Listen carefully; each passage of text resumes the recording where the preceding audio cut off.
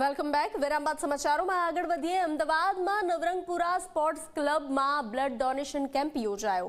Ahmedabad advising circle એસોસિએશને આયોજન કર્યું છે. 200 બોટલ લોહી એકત્ર કરવાના ટાર્ગેટ સાથે આ કેમ્પનું આયોજન કરવામાં આવ્યું છે. કેન્સર થેલેસેમિયાના દર્દીઓ માટે બ્લડ એકત્ર કરવામાં આવે છે. અમદાવાદ એડવર્ટાઇઝિંગ સર્કલ એસોસિએશને લોકોને બ્લડ ડોનેશન માટે અપીલ કરી છે.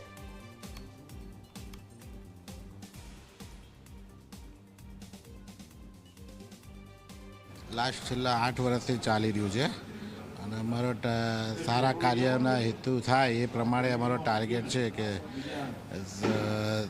એ રીતે સિવિલમાં બ્લડ કેમ્પ લોકોને રાહત મળે એ હિસાબે આ પ્રોગ્રામ રાખવામાં આવ્યો છે.